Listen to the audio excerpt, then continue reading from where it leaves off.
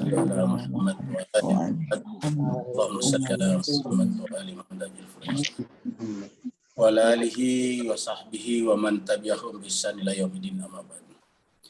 Bapak yang sangat berbahagia, kita bersyukur, kita bersua kembali dan mohon maaf kita terlambat 3 menit tadi. Kita teruskan surat An-Najm. Malam ini adalah ayat yang ke-11. Ayat 11 sampai ayat 20. Karena bersama kita sudah ada Ustazina Ustadz Wahyudin bin Wahid, kita minta kepada beliau untuk memandu kita, membimbing kita, membaca ayat-ayat suci Al-Quran, surat 53, surat An-Najm, mulai dari ayat 11 sampai ayat 20, kepada beliau, kepada Ustazina Ustadz Wahyudin bin Wahid, kita persilakan dengan segala hormat. Fadhil Ustaz. Syukur.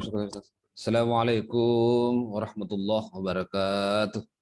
Waalaikumsalam warahmatullahi wabarakatuh. Allahumma salli ala sayyidina Muhammad wa ali sayyidina. Allahumma salli ala sayyidina.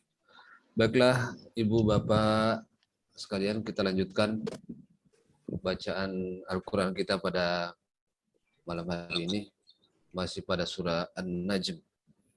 Surah ayat 11 sampai ayat 20. Kita langsung aja. A'udzu billahi minasy syaithanir rajim.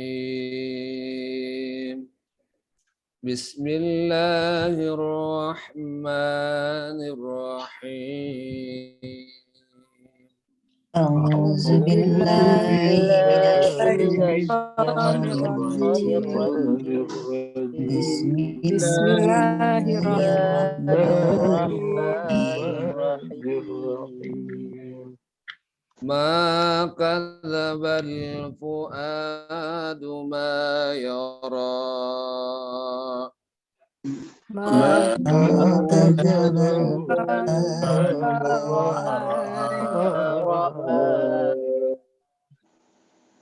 afatumarunahu ala ma yara.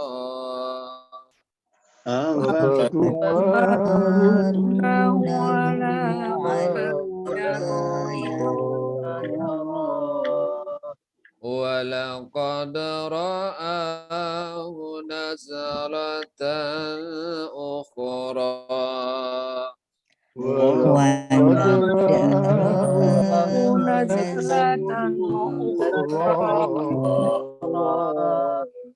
Inda sidratil muntaha. Inda sidratil muntaha. Indaha jannatul ma'wa.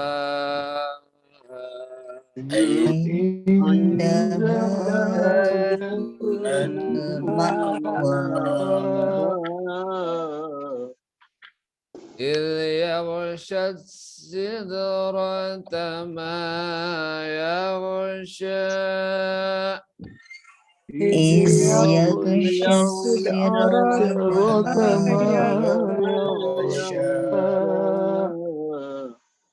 ما زاغ البصر وما طغى.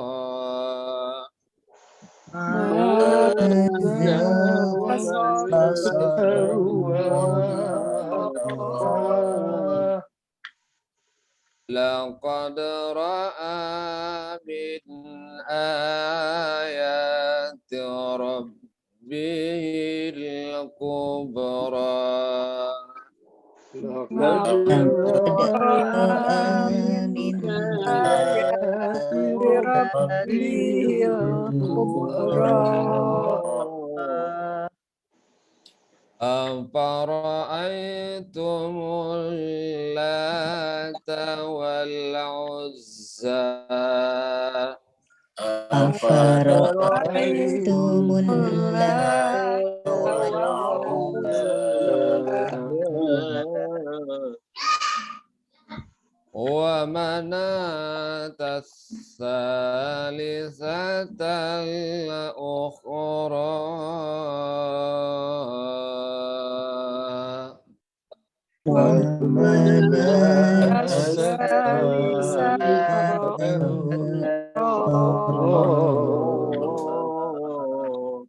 صدق الله العلي العظيم. صدق الله العظيم. اللهم صل وسلم وزد وبارك على رسول الله وآله الأطهار على رسول الله وآله الأطهار. Allahumma salli Allahumma salli ala Muhammad wa ali Muhammad. Allahumma salli ala Muhammad wa ali. Allahumma salli ala Muhammad. Tafadhal Ustaz. Terima kasih banyak Ustadz Wahidin Wahid. Semoga Allah SWT senantiasa mengangkat derajatnya, melindunginya dari berbagai macam bala, bencana, dan penyakit.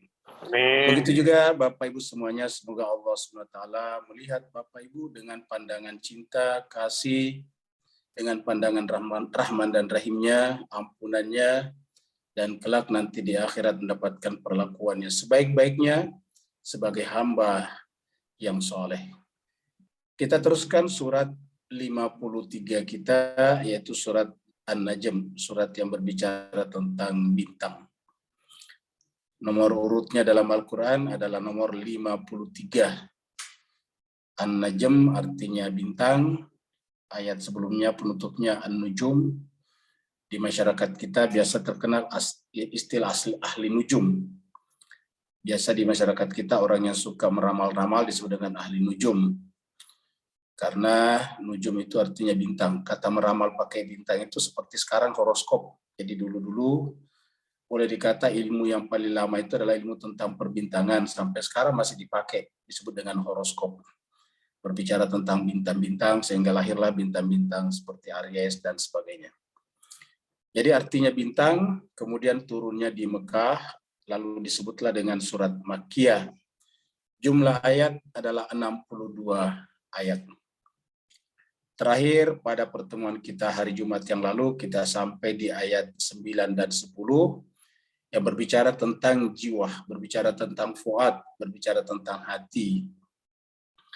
Allah SWT berfirman di ayat 9, A'udzubillahi minasyaitonirrajim, bismillahirrahmanirrahim, fakana qaba qausaini aw adna. Kita sudah menerangkan bahwa di sini ada dua status level maqam yang bisa dicapai di sisi Allah SWT. Yang pertama adalah qaba qausaini, yang kedua adalah adna. Nabi Muhammad kita sallallahu alaihi wasallam mencapai tingkat yang paling tinggi yaitu adna. Sedangkan manusia lain, insan-insan yang lain kalau toh melakukan upaya rohani, melakukan kerja-kerja spiritual, menempuh perjalanan disebut dengan sair wasuluk, maka mereka paling jauh sampai kepada apa yang disebut dengan qaba qausaini. Nah, jemaah sekalian berbahagia, qaba qausaini artinya masih ada jarak. Kenapa? Karena dua busur panah, dua ujung busur. Lalu kemudian ketika mencapai adna, lebih dekat dari situ artinya sudah menyatu. Seperti kita gambarkan bahwa yang namanya busur panah itu kan berbentuk setengah lingkaran. Kalau ditarik itu kan setengah lingkaran. Ketika ujung ketemu dengan ujung, itu kan kemudian berjumpa menjadi lingkaran. Ketika berbentuk lingkaran, ketahuan ada titik awal dan akhirnya, tapi begitu menjadi lingkaran tidak ketahuan lagi. Menjadi satu lingkaran yang utuh, maka kita tidak tahu di mana awal, di mana akhirnya. Itu yang disebut dengan fananya, ujung awal, ujung akhir menuju kepada ujung awal. Ketika fana, maka kita tahu, maka tiadalah yang relatif itu, yang ada hanyalah yang absolut saja. Maka pada saat itu terjadilah fa'auha ila abdihi ma auha.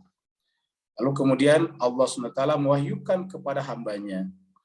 Di dalam ayat 10 ini kita sudah terangkan ada dua kata yang sangat penting di sini, yaitu auha, mewahyukan. Yang kedua adalah abd. Jadi ini mencapai derajat abd. Kita tahu bahwa yang paling tinggi adalah derajat abd. Jadi ketika abd itu tidak ada nama lagi. Abd itu adalah ketika seseorang itu sudah tidak ada lagi jarak dengan majikannya, dengan Tuhannya. Atau dalam bahasa kita, tuannya. Ketika tidak ada jarak antara budak dan majikan atau tuan, yaitu semua yang dilakukan oleh budak adalah keinginan majikannya, maka barulah tercapai status abad yang sesungguhnya. Begitu juga dengan manusia dengan Tuhannya.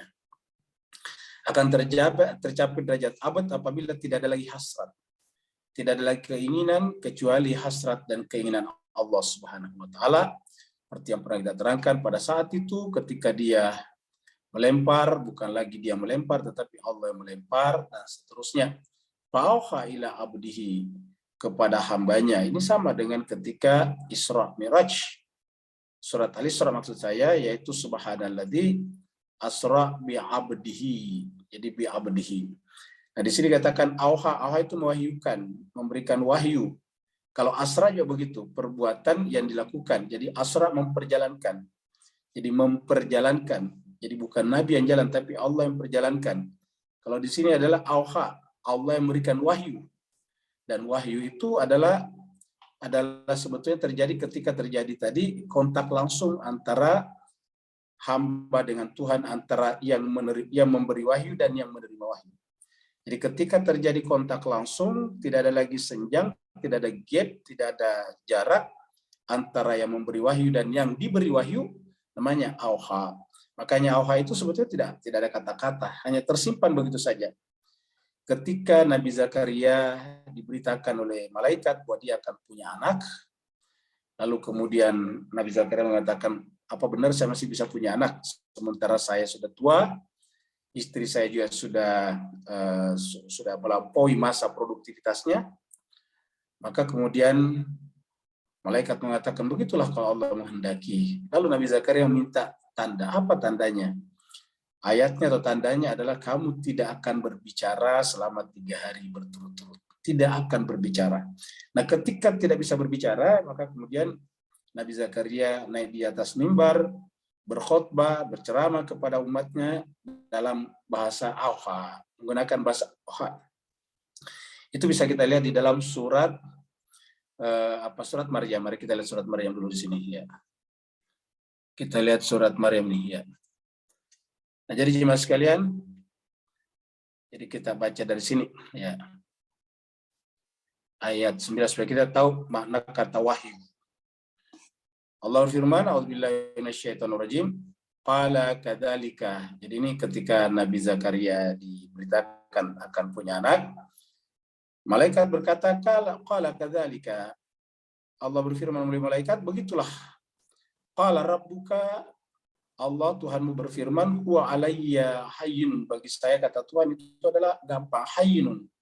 Wa qad khalaqtuka min qabl, sungguh aku juga telah menciptakan kamu sebelumnya. Walam taku syai'an, padahal sebelum itu kamu tidak disebut apa-apa. Kata-kata walam taku syai'an dari ketiadaan. Saya menciptakan kamu itu dari tidak ada. Jadi kamu tidak ada sebelumnya, lalu kemudian saya mengadakan. Jadi artinya apa? Tidak mungkin sesuatu yang tidak ada mengadakan dirinya sendiri. Harus ada komponen, unsur, faktor luar, variabel luar yang mengadakan. Nah di sini Allah menggunakan kata khalaqtuka. Aku menciptakan kamu.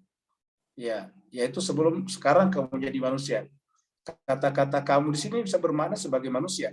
Walam taku, padahal kalian pada saat itu lam taku, belum ada syaya, sesuatu, belum bisa disebut sesuatu. Walam taku syaya, kamu belum bisa disebut sesuatu. Qala, kemudian Nabi Zakaria meminta, Rabbi wahai Tuhanku, ij'alli, jadikanlah bagiku atau berikanlah tanda bagiku, ayatan, tanda. Berikanlah kepadaku ayatan, tanda. Ayatan bentuk tunggal, satu tanda, satu isyarat. Qala, Allah berfirman, ayatukah.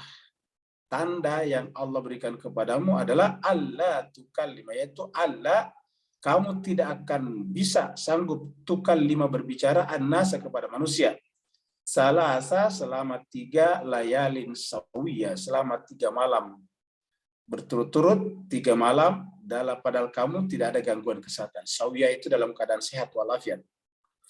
Fakharaja, jadi kemudian keluarlah Nabi Zakaria kepada kaumnya setelah tidak bisa berbicara itu.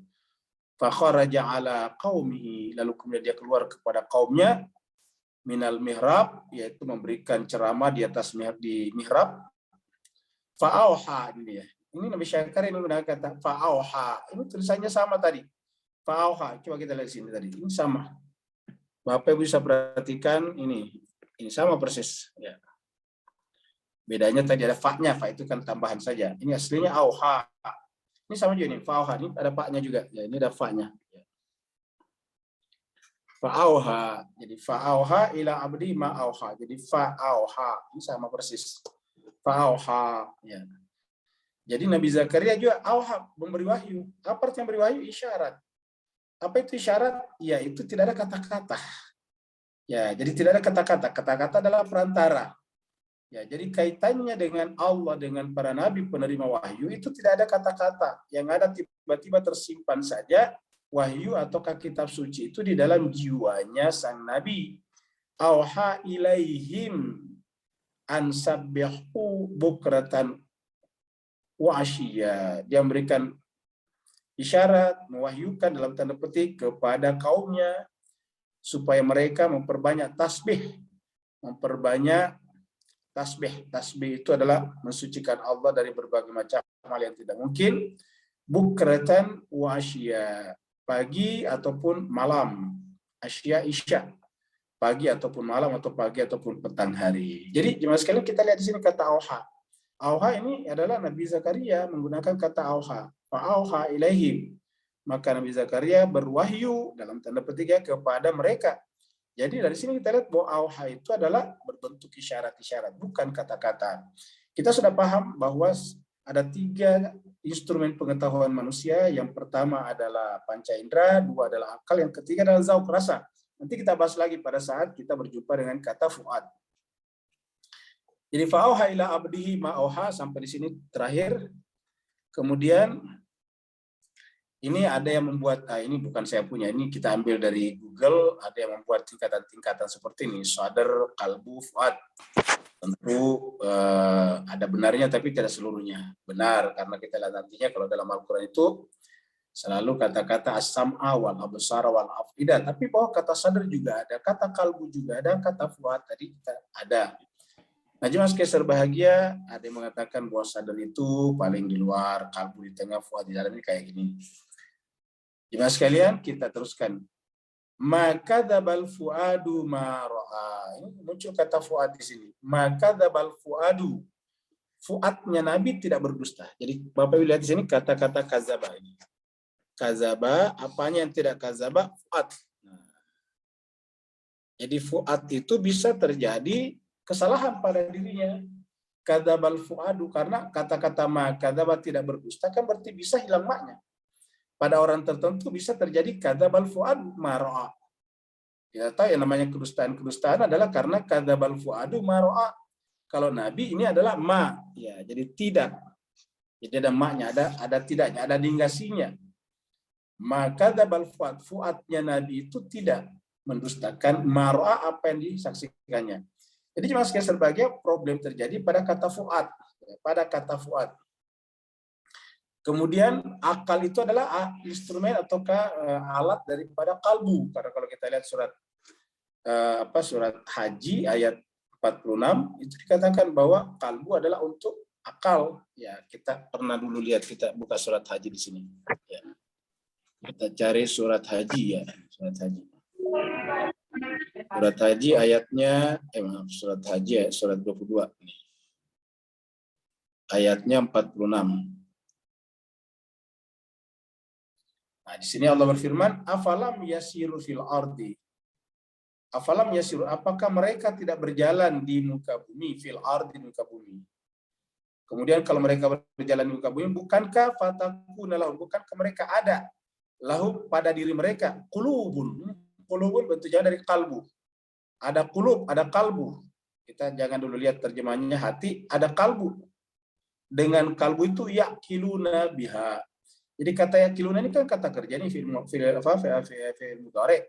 Jadi yaqiluna ini artinya aktivitas, fi'il kerja. Jadi yang bekerja apa? Ini kalbu. Kalbu ini adalah isimnya, kata bendanya, kemudian pekerjaannya disebut dengan yaqiluna. Ya, jadi fatakuna lahum qulubun yaqiluna biha. Harusnya mereka menggunakan akal biha dengan kalbu itu. Jadi biha haknya kembali kepada qulub. Jadi hak ini adalah dhamir daripada qulub. Qulub ini jama tapi dhamirnya hak tunggal karena kalbu ini adalah kata benda isim yang tidak berakal, gairu akil, maka kata bentuk jamaknya diganti dengan satu perempuan, dhamirnya menjadi perempuan tunggal. Jadi lahum qulubun yaqiluna biha. Mereka itu punya kalbu yang harusnya kalbu itu fungsinya adalah yaqiluna biha. Mereka berakal dengan kalbu tersebut. Jadi kalbu fungsinya yaqilun. Jadi kalbu adalah fungsinya akal, karena dalam Al-Quran kata aklun isi kata benda tidak ditemukan. Yang ada semuanya kata kerja, kata akalu, yaqiluna, taqiluna, gitu. Kita selalu mendengarkan ayat afala taqilun, afala yaqilun, semuanya kata kerja, semuanya semuanya fi'il. Au azanun atau punya kuping. Yasmauna, ya kita tahu bahwa fungsi daripada kuping adalah mendengar, yasmauna. Bapak sekalian perhatikan, namanya yasmau, mendengar kan samping tuh. Yang namanya kuping itu kiri kanan daripada kepala kita. Jadi yang namanya kuping, telinga terletak di samping kanan dan samping kiri kepala kita atau muka kita. Artinya apa? Fungsi pendengaran itu ke samping. Ke samping artinya ke sekarang, ya, ke sekitar. Sedangkan kalau yang namanya absar nantinya itu ke depan, mata itu ke depan. Ya, jadi mata itu Bapak sekalian melihatnya ke depan. Kalau kuping mendengarnya ke samping, karena kuping menghadap ke samping, menghadap kiri dan kanan. Sedangkan mata dua-duanya menghadap ke depan. Ya, jadi mata, kita sampaikan mata menghadap ke depan. Apa artinya ke depan? Bersifat futuristik, future. Ya, ke depan. Jadi yang namanya mata itu future. Jadi kata absar dalam Al-Quran lebih cocok dengan akal, walaupun menggunakan juga kata ainun atau kamata, tapi ya besiruna atau ya basira itu lebih kepada yang berkenaan dengan ke depan. Jadi au azanun yasmauna biha, atau mereka punya kuping, telinga yang harusnya mendengarkan biha dengan kuping tersebut. Fa innaha, maka sesungguhnya manusia itu, mereka itu atau kalbu itu tadinya la ta'mal absar. La ta'mal, kalau mereka buta, bukan absarnya yang buta. Jadi la ta'mal absar, bukan absarnya yang buta.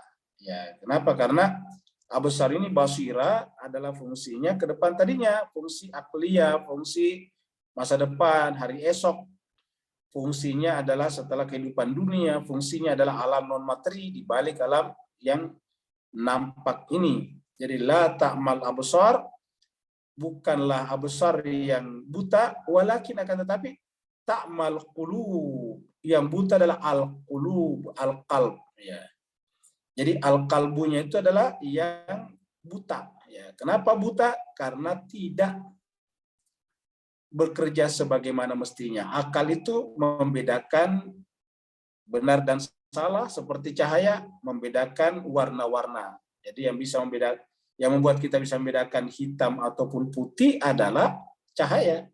Kalau tidak ada cahaya, Bapak Ibu semuanya, tidak ada bedanya hitam dan putih. Hitam dan putih kalau berada dalam kegelapan tidak ada bedanya. Kata tidak ada bedanya ya tidak nampak, tidak eksis, tidak wujud, tidak hadir sebetulnya di depan kita. Jadi yang menghadirkan hitam dan putih di depan kita adalah cahaya. Nah, begitulah juga Allah katakan walakin ta'mal qulub. Iya, yang buta itu kalbunya, allati yang fisdur ada di dalam kesadaran. Ya, kalbu ada di dalam kesadaran. Makanya tadi ada gambarnya, Sadar ini di luar, kalbu di dalamnya. Jadi as-sadar, baru kemudian al-qalb, baru di dalamnya lagi al-fuad. Kalau tadi kita lihat. Jadi ta'mal qulubul lati fis surur. Jadi kita sudah sampaikan bahwa al-absar ini lebih kepada penglihatan batin ataukah rasionalitas. Ya, rasional. Kenapa tadi? Karena di ayat tadi yaqiluna biha, dan kalau ini tidak bekerja, ini kalbu tadi, kalau kalbu ini buta, ya tentu tidak bekerja. Nah, kenapa buta? Di sini katakan ta'mal qulub, hati kalbu bisa buta, yaitu yang ada dalam kesadaran. Di ketika kalbu buta, ini ta'mal qulub, maka tentu tidak bisa membedakan hitam dan putih, tidak bisa membedakan benar salah, hak dan batil. Nah, fungsi apa itu? Fungsi akal. Kapan akal tidak bisa berfungsi? Apabila terintervensi, terkalahkan oleh hawa. Kita sudah bahas pada pertemuan sebelumnya. Wan najmi iza hawa ma dalla sahibukum wa ma gawa wa ma yantiqu anil hawa in huwa illa wahyun yuha. Jadi kata-kata al-hawa di sana kita sudah bahas cukup panjang di pertemuan sebelumnya. Jadi al-hawa itu yang menyebabkan kemudian terjadi apa yang disebut dengan walakin ta'mal qulub allati fis sudur. Kalbu itu kemudian menjadi buta karena dia ada dalam kesadaran, dan kesadaran itu tidak dimiliki kaitannya dengan fungsi rasionalitas, fungsi akal, fungsi analisis, fungsi membedakan hak dan batil, fungsi membedakan yang benar dan yang salah. Maka Bapak Ibu yang saya berbahagia, sangat-sangat penting bagi manusia itu adalah pada wilayah benar dan salah. Manusia bantuan adalah kemampuannya membedakan benar dan salah. Yang menentukan posisi kedudukan manusia di hadapan Tuhan bukan pangkatnya di dunia. Karena pangkat itu adalah apresiasi manusia kepada sesamanya manusia. Begitu juga dengan popularitas. Popularitas itu adalah apresiasi manusia terhadap sesamanya manusia.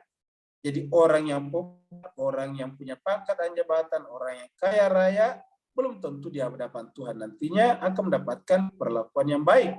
Karena di mata Tuhan yang baik itu adalah ketika yang bersangkutan itu bisa membedakan benar dan salah dan bersikap seperti benar dan salah tersebut. Inilah sebenarnya namanya la ta'mal qulub la ta'mal absar walakin ta'mal qulub allati fis sudur. Ini berkali-kali muncul Bapak Ibu sekalian di dalam Al-Qur'an. Yang mirip-mirip, kita lihat misalnya lagi surat 16, ini surat An-Nahl. Ya. Ini ayat 78, ini sering kita angkat. Wallahu akhrajakum min butuni ummahatikum. Allah lah yang mengeluarkan kalian. Allah lah yang mengeluarkan kalian. Akhrajakum min butuni ummahatikum, dari perut-perut ibu kalian. La ta'lamuna syai'an, dalam keadaan tidak mengetahui apa-apa. Dalam keadaan tidak tahu apa-apa, belum punya pengetahuan sama sekali. Ya. La ta'mal qulub ini. Wallahu akhrajakum min butuni ummahatikum la ta'lamuna syai'an. Dalam keadaan kalian tidak mengetahui syai'an, sesuatu apapun. Jadi keluar dari perut ibu dalam keadaan la ta'lamuna syai'an, tidak mengetahui apapun juga. Lalu bagaimana cara pengetahuan itu datang? Yaitu wa ja'ala lakum, Allah menjadikan pada diri kalian as-sam'ah, pendengaran. Kita anggap pendengaran itu adalah panca indera, karena panca indera tadi ke sekarang, samping kiri kanan tadi pendengaran itu. Kita artikan samping kiri kanan itu yang sekarang, ya. Sedangkan kalau mata ke depan, ya masa depan. Masa depan itu adalah esok. Esok itu tidak bisa dilihat dengan panca indera, tetapi dengan akal. Jadi wajah lalakumus sama, baru kemudian wal absara, al absar, ya. Wal afidata, dan kemudian Allah berikan kepada kita fuad. Afidah bentuk jamak dari fuad. Jadi sam'a indra, al absara akal, rasio, kemudian al afidah rasa, zauq. Untuk apa? La'allakum tashkurun. Mudah-mudahan kalian bergerak menuju kepada Dia sehingga sampai pada tingkat mengakui bahwa Dia ada dan segala sesuatu yang ada adalah merupakan manifestasi dari Dia yang ada itu. La'allakum tashkurun. Mudah-mudahan dengan begitu kalian bersyukur. Jadi ini berkali-kali muncul dalam Al-Qur'an penjelasan-penjelasan seperti ini. Sam'a wal absar wal afidah. Nah, cuma sebagai yang mirip-mirip dengan ini kita bisa temukan juga di dalam surat misalnya katakanlah surat 32, ini pernah kita lewati ya. Ayatnya 9. Summa sawwahu. Jadi kita mulai dari ayat 8 lah biar nyambungnya. Dialah Allah yang alladzi ahsana kulla syai'in. Dialah Allah yang menciptakan sesuatu dengan ahsan, dengan cara yang paling baik. Khalaqahu wa bada khalqal insan. Dia memulai penciptaan manusia. Badain memulai. Khalqal insana, penciptaan manusia, min tin, dari tanah. Jadi dia memulai penciptaan manusia min tin, dari tanah. Summa, kemudian ja'ala naslahu. Lalu dia menjadikan naslahu, anak keturunannya, jadi Adam dari tanah, kemudian keturunannya naslahu min sulalat, dari saripati, min ma'in mahin, dari air yang hina, dari unsur-unsur materi yang hina, yang rendah. Summa, kemudian sawwahu, lalu dia menyempurnakannya. Setelah sempurna, wa nafakha fihi min ruhihi, lalu dia meniupkan padanya ruhnya. Ingat, ruhihi, ruhnya. Nah, setelah ruh masuk, wa ja'ala lakumus sam'a, maka terciptalah, muncullah bagi kalian as-sam'ah, pendengaran, wal absara, ini tadi penglihatan. Kita lihat ini ke depan adalah yang melihat ke depan, futuristik, dan itu adalah akal, rasio. Baru wal afida, baru kemudian afida. Cuma apa kata Tuhan? Qalilan ma tashkurun. Sayangnya sedikit kalian bersyukur. Kalau tadi surat An-Nahl apa? La'allakum tashkurun. Mudah-mudahan kalian bersyukur. Tapi apa kata Tuhan di sini? Qalilan ma tashkurun. Sayangnya sangat sedikit orang yang bersyukur. Karena sangat sedikit orang bersyukur, artinya sangat sedikit orang yang mau mempekerjakan tiga unsur ini secara baik, secara benar. As-sama, al-absar, al-afida. Akhirnya apa yang terjadi? Ya, kebanyakan orang, Bapak Ibu sekalian, mayoritas manusia itu adalah ya tidak mempekerjakan dengan benar, tetapi mengikuti hanya kepentingannya saja. Dia tidak melihat apakah orang itu benar atau tidak. Yang penting melalui orang itu kepentingannya terpenuhi, dia pasti akan mendukung ataukah memberikan dukungan penuh kepada orang itu. Padahal dalam agama tidak bisa kita berikan dukungan kepada kebatilan dan kesalahan. Harus kita, kalau salah kita benarkan, kita katakan itu salah, baru kemudian kita mengikuti jalan yang benar. Tetapi banyak orang yang tetap mengikuti yang salah, walaupun mereka tahu itu adalah salah, hanya karena orang salah tersebut bisa menjamin keterpenuhan kepentingan mereka. Nah, Allah mengatakan makanya qalilan ma tashkurun. Qalilan ma tashkurun. Nah, kita lihat lagi Allah besar lebih jauh ini. Allah besar di sini kita bisa lihat surat Al-An'am. Jadi jemaah sekalian kita lihat surat Al-An'am. Ya. Jadi Allah mengatakan la tudrikul absar. La tudrikul absar. Dia Allah, huknya kepada Allah ini. La tudriku, tudriku ini adalah kata kerja yang pelakunya adalah al-absar. Al-absar yaitu akal, kita artikan tadi akal atau kemampuan analisis, itu tidak bisa menjangkau dia, jadi dia, zatnya dia. La tudrikul absar. Makanya tadi kita butuh zauq, fuad. La tudrikul absar. Al-absar tidak bisa sampai ke sana. Wa huwa yudrikul absar. Tetapi dia Allah yudriku, menjangkau, mencapai al-absar. Jadi al-absar tidak bisa menjangkau dia, tetapi dia huwa yudrikul absar, menjangkau, meliputi al-absar. Lagi-lagi al-absar kita, penglihatan kita ataukah rasionalitas kita, akal kita tidak bisa menjangkau zatnya dia, zatnya dia. Akan tetapi huwa dia, zatnya dia, ingat huwa Allahu ahad, huwa yang ahad itu, yang tunggal murni itu, yudrikul absar, dia menjangkau al-absar, semua akal pikiran.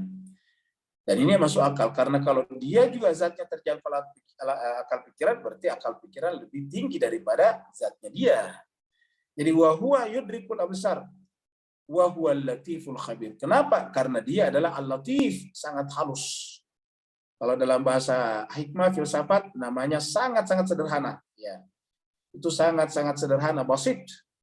Bahkan dia adalah hakikat daripada basit itu sendiri, yaitu sederhana.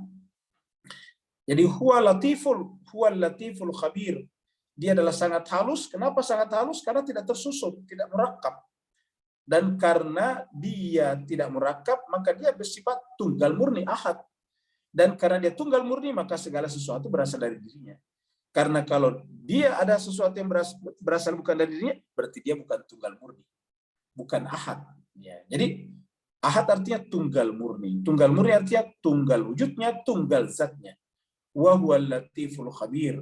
Dan karena segala sesuatu berasal dari dia, karena dia tunggal murni, maka dia tahu semuanya realitas. Semua yang ada, zahir ataupun batin, dunia ataupun akhirat, materi ataupun non-materi, dia tahu. Kenapa? Karena semuanya adalah berasal dari dirinya yang tunggal murni itu.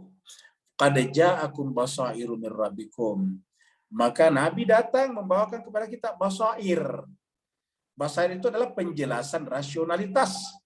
Ya, dari Tuhan, supaya kita bisa mengenal dia melalui akal dulu. Ya. Jadi nanti berikutnya setelah selesai kerja-kerja akal, baru sampai kepada fuad. Jadi qad ja'akum basairu min rabbikum. Jadi telah datang kepada kalian basair min rabbikum dari Tuhan kalian. Jadi artinya apa? Agama ini pasti bersifat rasional. Agama ini tidak mungkin bertentangan dengan kerja-kerja akal. Faman absara, maka siapa yang melakukan kerja-kerja akalnya, maka akan menyempurnakan dirinya, fali nafsi, untuk dirinya sendiri. Jadi salah satu cara untuk menyempurnakan diri kita adalah dengan rajin berpikir rasional.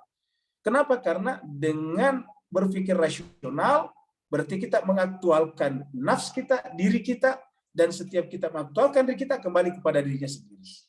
Kalau pohon tumbuh, maka yang merasakan, menikmati pertumbuhan itu adalah pohon itu sendiri. Begitu tumbuh, orang mengatakan itu pohon. Dia akan aktual muncul sebagai satu entitas yang besar. Waman amya, tapi siapa yang buta, yang tadi kata-kata buta. Waman amya, siapa yang buta artinya tidak memanfaatkan itu tadi, maka kemudian fa'alaiha, kebutaannya juga kembali kepada nafsnya. Jadi siapa yang absar, memanfaatkan akal pikirannya, kembali kepada nafsnya. Karena Allah itu bisa dikenal dengan akal, dengan apa yang disebut dengan ma'rifat. Bukan zatnya, tetapi wujudnya, keberadaannya. Jadi fali nafsi, maka kembali kepada nafsnya. Kenapa? Karena mengenal Allah itu adalah aktualisasi daripada fitrah yang merupakan unsur penting dalam nafs kita. Waman amya, siapa yang buta, fa'alaiha, maka kebutaannya itu kembali kepada nafsnya juga. Wama ana alaikum bihafiz. Kata Nabi di sini, kalau kamu membutakan absar kalian, ma'ana, maka saya ini alaikum, tidak lagi bertanggung jawab kepada kalian sebagai hafiz, bihafiz, sebagai penanggung jawab di akhirat untuk memintakan syafaat kepada Allah SWT atau memberikan syafaat. Jadi bukan saya lagi punya tugas itu, ya. Nah, jadi kita kembali lagi di sini. Jadi Bapak sekalian sudah kita lihat jelas ini, ya. Maka dabal fuadu mar'a. Jadi Nabi itu fuadnya itu, ya. Jadi fuadnya Nabi, ya, fuadnya Nabi tidak dusta. Kita sudah sampaikan sebelumnya secara garis besar, Pak sekalian. Jadi kita ulangi lagi di sini di catatan kita ini. Ya, jadi bahwa manusia ini ya, ini kita supaya nyambung kita di sini, ya. Nah, jemaah sekalian, jadi ya apa namanya, ya, kita sebutnya tools, fakultas ataukah perabot, ya, kita sebutnya perabot pengetahuan manusia. Perabot itu akal, tools, perabot, alat pengetahuan manusia.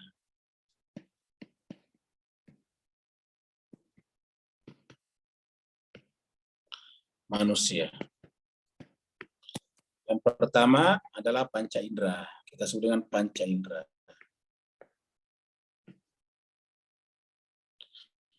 Yang tadi disebut dengan asam, ya. Kemudian yang kedua adalah akal. Akal yang disebut tadi dengan al-absar.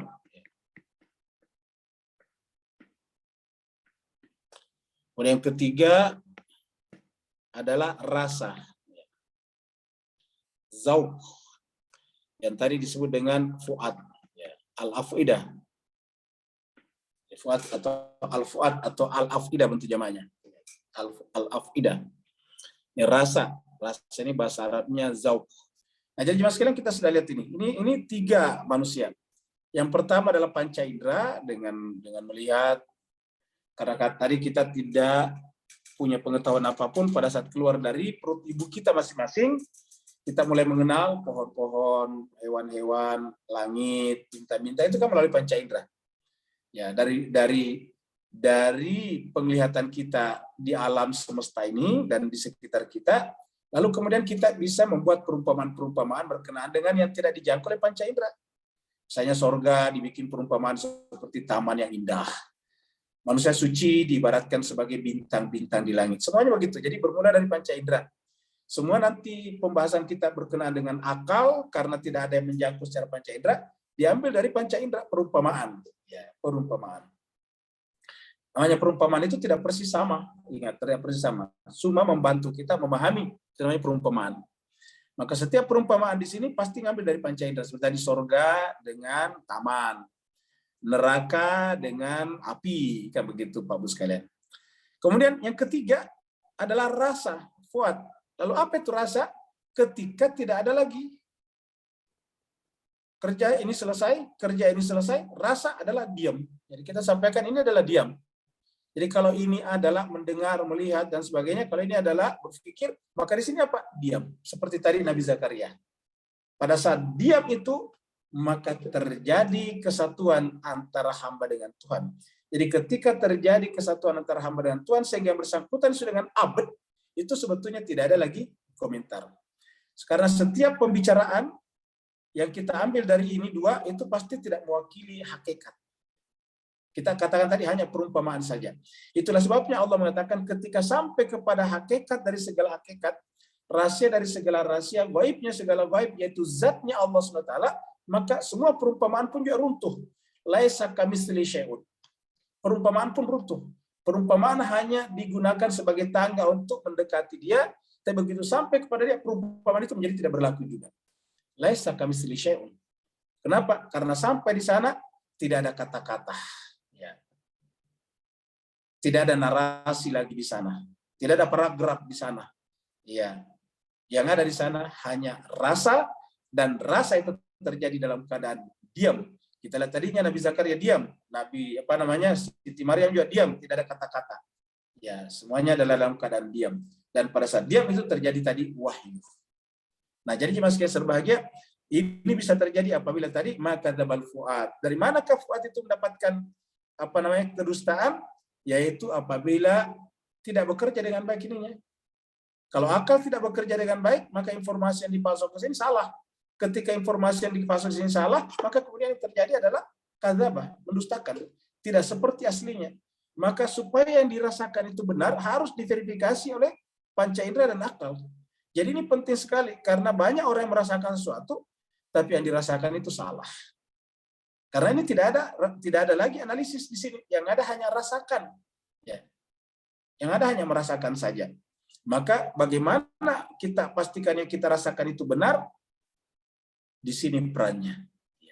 Ini panca indera memberikan informasi, memasok information. Lalu kemudian informasi itu, data, datum itu dikelola oleh akal. Akal ini adalah alat untuk mengelola itu. Kalau dalam bahasa filsafat Islam, panca indera itu fungsinya untuk melakukan tasawur, sedangkan akal nantinya adalah melakukan yang disebut dengan tasdiq. Setelah mengalami tasdiq, sudah benar semuanya, terverifikasi, maka kemudian tugasnya rasa masuk. Jadi ini urutannya harus seperti ini. Panca indera, akal, baru kemudian rasa. Jadi begitulah, tidak boleh langsung ke sini. Ada orang langsung ke sini, ini berbahaya. Bisa terjadi penipuan dengan menggunakan baju agama. Jadi maka dzabal fuad, jadi Nabi itu tidak mungkin mendustakan fuadnya. Jadi fuadnya Nabi ini tidak mungkin kadzaba. Ini maknya ada. Mara'a, apa yang dilihatnya. Afatumar, kenapa? Karena sudah selesai tadi di tingkat panca indera dan akal. Jadi sudah selesai di sana. Afatumarunahu ala ma yara. Maka ayat ini bertanya kepada orang-orang yang tidak percaya kepada Nabi. Ini pertanyaan kepada orang banyak. Pertanyaan kepada mukhatabnya jamak. Afatumarunahu, apakah kalian masih meragukan? Afatumarunahu, apakah kalian masih meragukan? Ala atas apa? Ma yara, apa yang dilihat? Ma yara, yang dilihat oleh mata hatinya tadi. Afatumarunahu ala ma yara. Apakah kalian masih ragu atas apa yang dilihatnya? Ma yara. Kemudian jemaah sekalian berbahagia, ini menjelaskan Mi'raj ya. Ini adalah gambaran. Kita tahu Mi'raj kita itu adalah dari Masjidil Haram ke Masjidil Aqsa dulu. Jadi Isra dulu baru Mi'raj. Subhanalladzi asra bi abdi lailan minal Masjidil Haram ilal Masjidil Aqsa. Menurut ceritanya kan begitu, dari sini baru kemudian mengalami Mi'raj. Mi'raj sebetulnya kita pernah diskusikan dulu di majelis kita. Mi'raj itu sebetulnya secara bahasa artinya alat. Mi'raj itu isim alat, tangga-tangga untuk naik. Makanya kan ada surat Al-Ma'arij, tangga-tangga untuk naik. Jadi alat untuk naik itu adalah Mi'raj. Nah, alat untuk naik Mi'raj. Jadi dengan demikian jemaah sekalian berbahagia, apa alat untuk naik itu? Ya, alat untuk naik itu adalah diantaranya adalah ma'rifah, pengetahuan. Jadi pengetahuan itu adalah salah satu alat untuk naik, dan pengetahuan yang sempurna adalah yang datang dari kitab suci Al-Quran yang dibawa oleh manusia suci. Karena manusia suci adalah harus insan suci juga, insan kamil. Nah makanya insan kamil adalah merupakan alat penuntun kita untuk naik ke atas. Ya, di dalam dalam cerita Mi'raj ini disebutkan juga bagaimana Nabi bersama dengan malaikat bergerak ke atas. Itu yang kita biasa dengarkan. Nah, jemaah sekalian berbahagia, intinya adalah Mi'raj adalah naik. Lalu kemudian walaqad ra'ahu, dan sungguh ra'ahu, dia. Ini ra'anya ini dia Nabi Muhammad. Hu-nya adalah apa ini hu-nya? Ya, jemaah sekalian berbahagia. Kita diskusikan sebelumnya bahwa dia mengatakan ini adalah malaikat. Ya, laqad ra'ahu. Ya, kan ada mengatakan ini malaikat. Walaupun kita sudah sampaikan pada pertemuan kita sebelumnya dalam diskusi kita bahwa sebetulnya tidak ada kata malaikat di sana kan. Yang ada adalah syadidul quwah. Kita sudah diskusikan.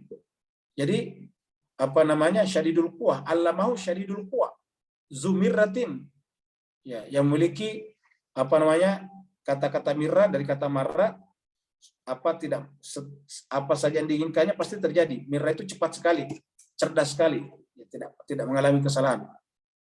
Zumirratin pastawa, dan dia pasti sempurna. Jadi walaqad ra'ahu, lalu kemudian dia mulai menyaksikannya, melihatnya. Nya siapa ini? Itu bisa terjadi perbedaan di kalangan para ahli tafsir.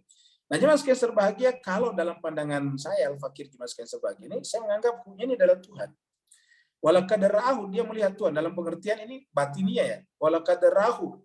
Kapan? Nazlatan. Nazlatan ini apa? Nuzul. Ya. Ketika Tuhan mengalami tanazul. Di manakah Tuhan bertanazul? Ketika kita mencapai apa yang disebut dengan Sidratul Muntaha. Nah, ketika sampai Sidratul Muntaha, di sini Tuhan menjemput kita. Jadi tanazulnya Tuhan itu adalah di Sidratul Muntaha. Di Sidratul Muntaha nanti kita dijemput ke atas. Dalam Al-Quran dikatakan, ya ayyatuhan nafsul mutmainnah irji'i ila rabbiki radiyah. Apa itu radiyah? Kerja kita untuk ridho dengan ketetapan-ketetapannya, untuk kita naik ke atas. Sampai di mana? Sampai Sidratul Muntaha. Ketika sampai Sidratul Muntaha, maka Allah yang bertindak, al-mardiyah. Jadi radian kita, mardiyah Tuhan. Ya. Jadi radiyah kita, mardiyah Tuhan. Sama misalnya dengan ikhlas. Ikhlas itu macam mukhlisina dan mukhlas. Dalam Al-Quran kita pernah diskusikan. Jadi kalau kita berusaha untuk ikhlas, menjaga jiwa kita, hati kita, agar kita tidak ada pamrih, tidak ada interest, tidak ada kepentingan dalam berbuat dan beramal, maka itu namanya mukhlis. Seperti diajarkan dalam Al-Quran, ma umiru illa liya'budullaha mukhlisin lahuddin. Nah, tetapi ketika kita mencapai derajat mukhlis sejati, maka Tuhan terlibat. Sehingga kemudian kita ditarik ke atas, menyatu dengan dirinya, menjadilah mukhlas. Ya. Nah, mukhlas ini siapa? Orang-orang suci. Ya, orang-orang suci yang ditarik ke atas namanya mukhlas. Inilah yang dilaporkan oleh iblis ketika berjanji di hadapan Allah akan menggoda seluruh anak cucu Adam, dan dia katakan semuanya akan saya goda kecuali illa ibadaka minhumul mukhlasin. Bukan mukhlisin, mukhlasin. Itu orang yang mukhlas. Sama dengan muqarrib juga, muqarrabin. Ya, ada muqarrib yang mendekat dan ada muqarrab didekatkan. Nah, di manakah batas antara muqarrib dan muqarrab? Di manakah batas antara mukhlis dan mukhlas? Ya. Di manakah batas antara ridho dan mardiyah? Batasnya adalah sidratul muntaha. Jadi batas kita naik ke atas, maka di situ adalah batas sidratul muntaha. Kalau bisa mencapai derajat itu, Tuhan terlibat. Tuhan menggunakan yang bersangkutan sebagai tangannya, instrumennya. Sehingga seperti yang dikatakan dalam hadis qudsi, berkata dengan lisanku, mendengar dengan kupingku, dan melihat dengan mataku, kata Tuhan. Sampai dikatakan di situ, ketika engkau melempar, bukan lagi engkau melempar, tetapi aku Allah yang melempar. Ma ramaita iz ramaita walakin Allah rama. Ya, seperti dalam surat Al-Anfal itu. Jadi kita sebut dengan tanazul. Jadi tanazul itu Tuhan turun situ. Di mana ya? Kata-kata ukhra ini. Ya. Jadi tanazul ukhra. Di kali yang lain. Walaqad ra'ahu nazlatan ukhra. Yang lain. Kenapa? Karena aslinya itu adalah di posisinya Tuhan. Nazlatan ukhra. Kita tahu bahwa Tuhan itu kan bisa dari ahadnya turun kepada wahdanya, turun kepada wahidnya, kan begitu. Jadi yang puncaknya di atas adalah ahad, qul huwallahu ahad. Jadi nazlatan ukhra inda sidratil muntaha, di sekitar atau di sisi sidratul muntaha. Nah, jelas berbahagia indah jannatul ma'wa, ini adalah kita ada ada ilustrasi tentang taman yang indah. Nah, jelas berbahagia orang-orang yang orang-orang yang beribadah hanya untuk mencapai taman yang indah. Hanya sampai di sini saja. Kalau dia beribadah sampai di sini, dia tetap dapat taman yang indah, tapi belum sampai kepada pemilik taman yang indah. Bapak Ibu sekalian, kalau kita atau Bapak Ibu ditawarkan, mau diberikan taman yang indah atau pemilik taman yang indah? Tentu semua orang mengatakan, saya ingin pemilik taman yang indah. Karena kalau saya sampai kepada, atau saya memiliki pemilik taman yang indah, bukan hanya taman yang indah saya dapatkan, tapi seluruh miliknya pemilik juga menjadi milikku. Nah, ketika kita menjadikan taman yang indah, jadi sudah dengan jannah itu sebagai tujuan, dia menjadi hijab juga untuk sampai kepada dia. Dia hijab, kenapa? Karena kita terpukau dengan surga, kita terpukau dengan taman yang indah. Padahal sebetulnya taman yang indah itu hanya insentif sebetulnya. Insentif itu hanya sekedar semacam bonus saja. Bukan tujuan harusnya. Tujuan kita beribadah bukan taman yang indah. Tidak ada dalam Al-Quran bahwa tujuan beribadah adalah taman yang indah. Allah mengatakan, wa ma khalaqtul jinna wal insa illa liya'budun. Tiadalah aku ciptakan jin dan manusia kecuali dalam rangka beribadah kepadaku. Tidak mengatakan wa ma khalaqtul jinna wal insa illa liyadkhulul jannata. Enggak begitu ayatnya. Ya. Tidak dikatakan liyadkhulul jannah, tapi liya'buduni, liya'budun. Ya, bukan liyadkhulul jannata. Jadi tiadalah aku ciptakan jin dan manusia kecuali mereka beribadah. Apa artinya beribadah? Mencapai derajat abad. Apa tadi abad? Yaitu ketika hamba tidak ada fana, menjadi tidak hilang, yang ada hanya yang disembah. Karena yang namanya abad tidak ada. Yang bernilai adalah majikan Tuhan. Ya. Jadi adanya kata abad karena ada majikan, bukan ada majikan karena ada abad. Ingat. Ulangi lagi, bukan majikan ada karena ada hamba, bukan adanya hamba karena ada majikan. Jadi dalam majikan atau Tuhan dengan hamba, yang prinsipil, yang mendasar, yang utama, yang primer adalah yang Tuhan, majikan, bukan hamba. Ya. Kalau kita menggunakan bahasa, majikanlah yang merekrut hamba, bukan hamba yang merekrut majikan. Ya. Bukan hamba yang melahirkan majikan, tetapi majikanlah yang melahirkan hamba. Nah, begitulah juga dengan surga ini. Maka Allah mengatakan, indaha jannatul ma'wa. Di sidratul muntaha itu, disitulah tempatnya surga. Dan karenanya di situ banyak orang yang kemudian berhenti di sana, menikmati surga saja. Ketika berhenti di sana, maka dia tidak mencapai puncak. Indah jannatul ma'wa.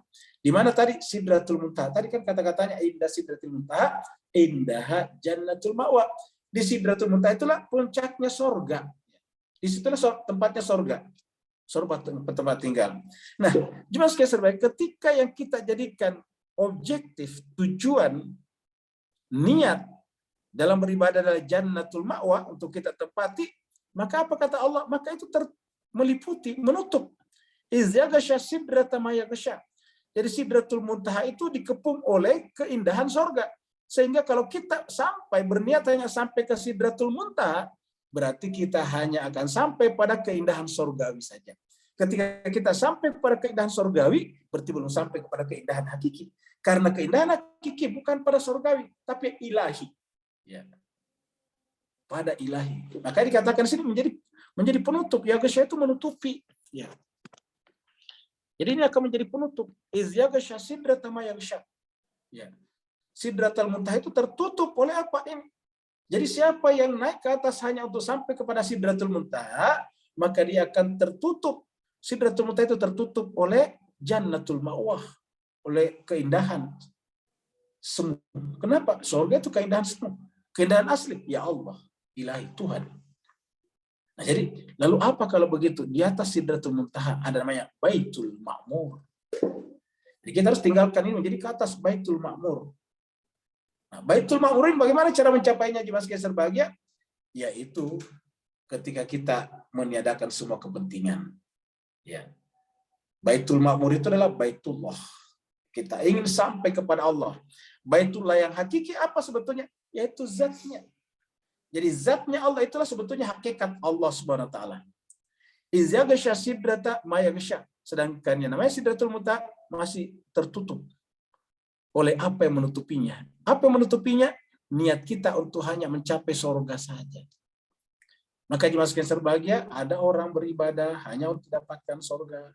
Ada juga orang beribadah hanya karena tidak mau masuk neraka.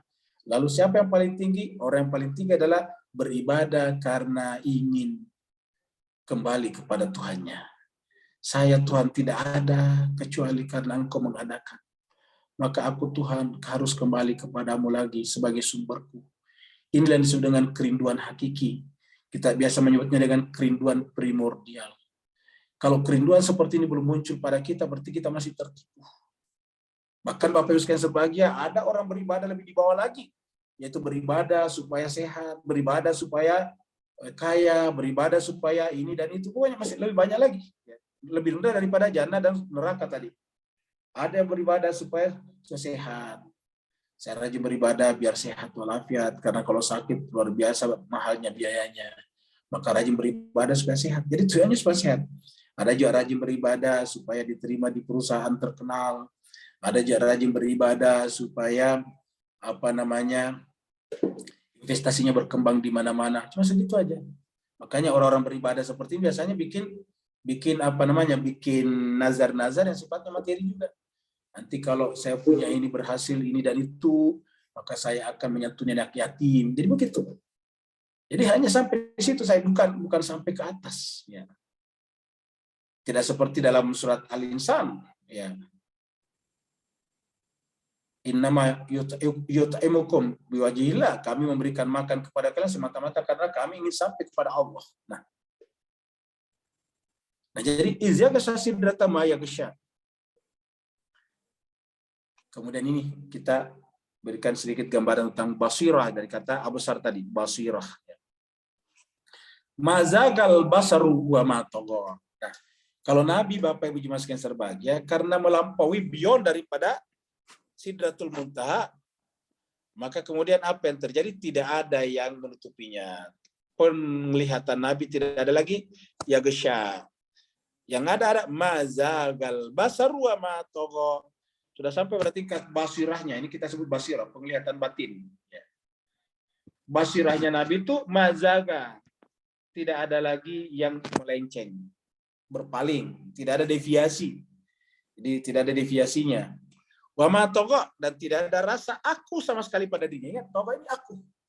Jadi keakuannya sudah tidak ada, yang ada hanya Allah. Aku yang satu-satunya adalah Allah, seperti kata Allah kepada Nabi Musa, innani anallah la ilaha illa ana. Sesungguhnya aku ini adalah Allah, tidak ada boleh ada aku yang lain selain akuku.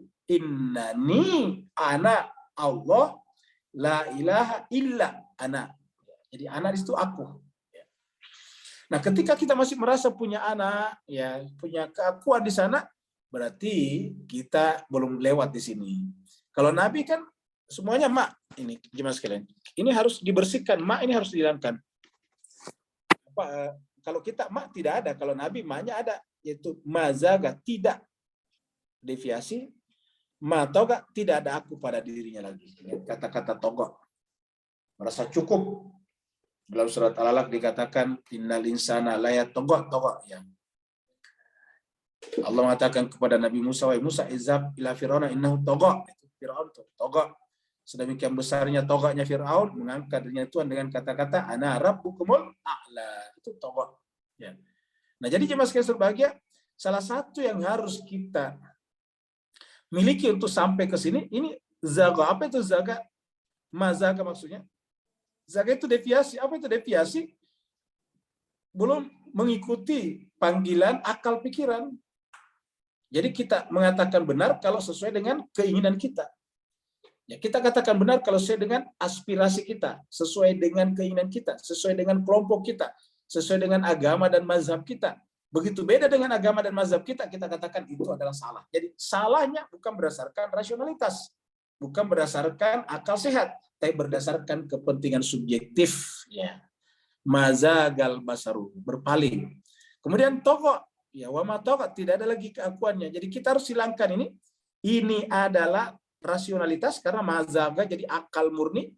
Yang kedua di sini adalah tidak ada lagi aku. Ya, jadi kalau mazaga rasionalitas murni, matoga tidak ada lagi subjektivitas. Jadi Nabi adalah tidak ada lagi irasionalitasnya dan tidak ada lagi subjektivitasnya. Ketika Nabi tidak ada irasionalitasnya, yang ada adalah rasionalitas. Ketika tidak ada lagi subjektivitasnya, yang ada adalah objektivity. Ya. Mazagal basar wa matawa. Itu yang disebut dengan basirah. Basirah itu adalah ketika itu tidak ada. Dan tadi kita lihat dalam surat Al-An'am di mana dikatakan laqad ja'akum basair. Jadi Nabi datang itu adalah mengajarkan kita, menghidupkan basirah kita dengan menegasi zaga kita dan menegasi toga kita. Jadi tadi kita lihat, kita ulangi lagi kembali. Ya, surat apa tadi? Ya, ini nih. Jadi qad ja'akum basair ini tadi setelah ayat 1:3 yang dikatakan la tudrikul absar wa huwa yudrikul absar wa huwal latiful khabir, baru kemudian qad ja'akum basair. Ini basair. Siapa yang dimaksud di basair? Nabi Muhammad, manusia suci, insan kamil. Jadi dia datang, para insan kamil, para manusia suci, para nabi dan rasul datang kepada kita dalam rangka mengajarkan kita untuk mencapai derajat basirah, setelah menegasikan zaga dan toga kita.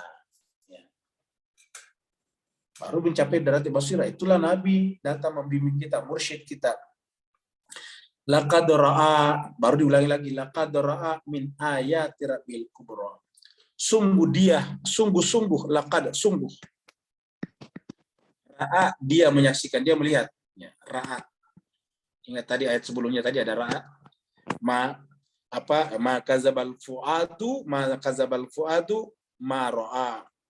Sekarang laqad ra'a, sungguh dia melihat min ayati rabbil kubra.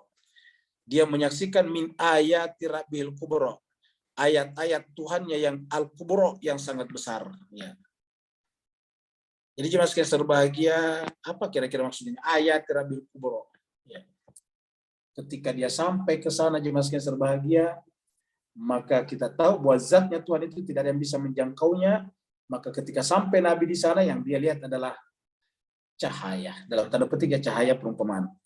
Cahaya itu yang merupakan ayatul rabbil kubra. Laqad ra'a min ayati rabbil kubra. Dia menyaksikan cahaya kebesaran Tuhannya. Ini adalah bentuk halus daripada zatnya Tuhan.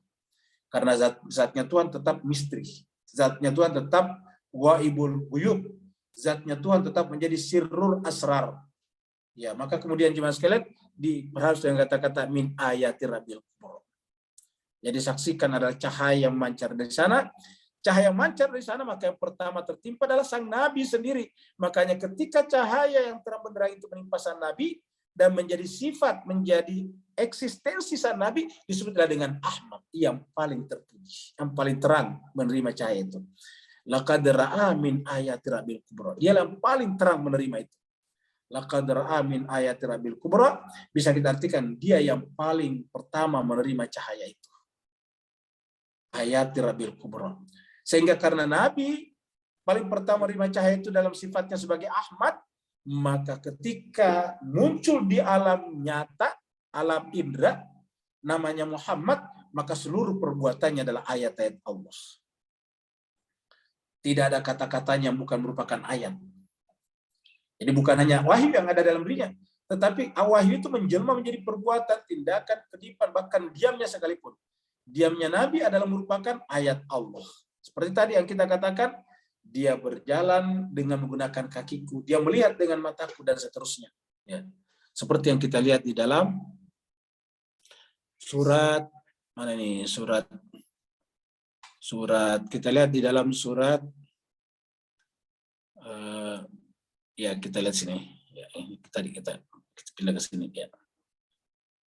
Jadi surat 8 ya, ayatnya 17.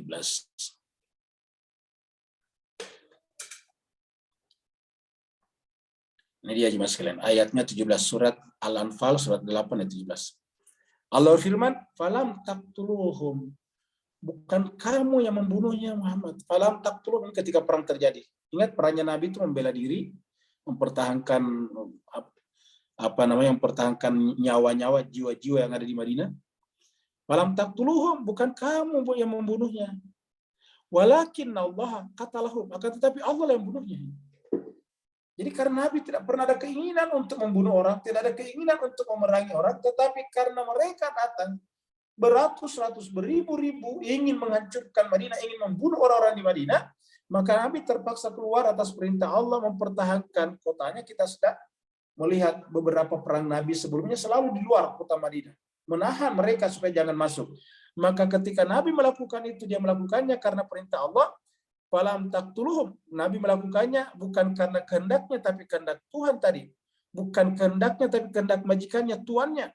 Falam taqtuluhum, maka ketika kamu Muhammad membunuh mereka, bukan kamu yang bunuhnya. Walakinnallaha qatalahum, tapi Allah yang bunuh mereka. Wa ma ramaita, bukan kamu yang melempar. Rama dari kata rama yarmi, ramaita. Bukan kamu yang melempar, taknya Muhammad. Izramaita, ketika kamu lempar. Ma ramaita, jadi ada bukan kamu Muhammad yang melempar. Jadi maknya sudah dinegasi dari Nabi. Ramanya sudah dinegasi dari Nabi. Bukan kamu Muhammad yang melempar. Akan tetapi siapa? Walakin Allah rama. Jadi ma ramaita izramaita, tidak ada, bukan kamu lempar ketika kamu lempar, walakin Allah rama. Jadi artinya pada diri Nabi itu benar-benar illallah, tidak ada lagi selain Allah. La ilaha illallah. Ma ramaita walakin Allah rama. Bukan kamu yang melempar ketika kamu melempar. Kita artikan tadi dalam bahasa hadis qudsi, bukan kamu yang berjalan ketika kamu berjalan, bukan kamu yang berlari ketika kamu berlari, bukan kamu yang berbicara ketika kamu berbicara, bukan kamu yang mendengar ketika mendengarkan, tapi semuanya adalah Allah. Walakin Allah rama, karena tidak ada lagi kecuali Allah. Walakin Allah rama. Jadi kita kembali ke sini. Laqad ra'a min ayati rabbil kubra. Jadi kita sudah lihat apa itu ayatul rabbil kubra. Ya. Najib Maskin serbahagia, setelah itu Tuhan bertanya tentang Lata, Uzza, dan Manat. Ini adalah patung-patung Lata, Uzza, dan Manat. Lalu tiba-tiba Tuhan bertanya, afara'aitumul Lata wal Uzza. Kita kira-kira ini, apakah kamu masih melihat? Kan kalau di sini terjemahnya, apakah kamu memperhatikan? Maksud saya, kalau saya secara pribadi, Bapak sekalian, ini pertanyaan kembali kepada kita. Tadi kan berbicara tentang Nabi. Makanya ini objeknya, mukhatabnya kan tum. Kalian ini, kita. Afara'aitum. Kalau tadi kan Nabi. Nah sekarang kita ditanya. Kira-kira begini. Coba kau perhatikan pada dirimu. Ya. Afara'aitum. Apakah engkau telah perhatikan pada dirimu? Jangan-jangan dalam dirimu masih ada Al-Lata, Al-Uzza, Al-Manat. Al-Lata apa? Al-Lata itu sesuatu yang disembah selain Allah. Dari Allah itu dari kata ilah, lata. Ya. Coba perhatikan jiwa kira-kira begini. Afara'aitum, apakah engkau sudah melihat ke dalam jiwamu? Apa benar di dalam jiwamu itu tidak ada lagi Allata? Karena selain daripada Allah itu Allata. Apapun yang kita sembah dalam jiwa kita, selain daripada Allah adalah Allata. Maka ayat ini bertanya, cobalah perhatikan kepada jiwanya. Apa benar jiwanya, fuadnya sudah seperti Nabi tadinya? Dengan catatan, maka zabal fuad, tidak boleh fuad berdusta, harus mengakui pada diri kita bahwa masih ada Allata. Allata ini jemaah sekalian berbahagia, bisa saja pasangan kita, istri suami kita, bisa saja uang kita dan sebagainya. Maka Allah bertanya, afara'aitumul lata wa uzza. Uzza itu adalah kemuliaan. Apakah masih ada yang kamu percaya bisa memberikan kemuliaan selain daripada Allah? Kalau kita mengatakan saya mulia karena saya sarjana, berarti ada uzza pada diri kita, yaitu kesarjanaan. Kalau kita merasa saya mulia karena saya punya pangkat dan jabatan, berarti kita telah menganggap sumber kemuliaan itu adalah pangkat dan jabatan. Ya. Kalau kita mengatakan bahwa saya mulia karena banyak pendukung saya, berarti kita menganggap mulia itu apa? Konstituensi. Coba perhatikan kata Tuhan, afara'aitum. Ini tumnya kepada kita. Coba perhatikan di dalam jiwanya, apa benar sudah tidak ada Lata dan Uzza? Jadi ulangi lagi, setiap yang kita sembah selain Allah dalam jiwa kita itu adalah Allata. Setiap kemuliaan yang setiap sesuatu yang kita anggap mendatangkan kemuliaan pada diri kita anggap itu adalah Al-Uzza. Dari kata Aziz, Al-Uzza. Aziz diperempuankan menjadi Al-Uzza.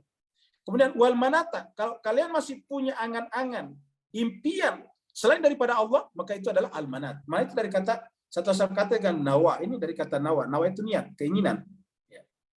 Jadi selama masih ada tujuan-tujuan hidup lain selain daripada Allah, berarti adalah manat. Ya. Ini dari kata nawa. Manawa, ingat kata-kata innamal a'malu binniyat wa innamal likulli ma nawa, kamu gitu. Jadi manat itu adalah sesuatu yang kita inginkan, impikan. Jadi apapun yang kita sembah selain Allah adalah Allah.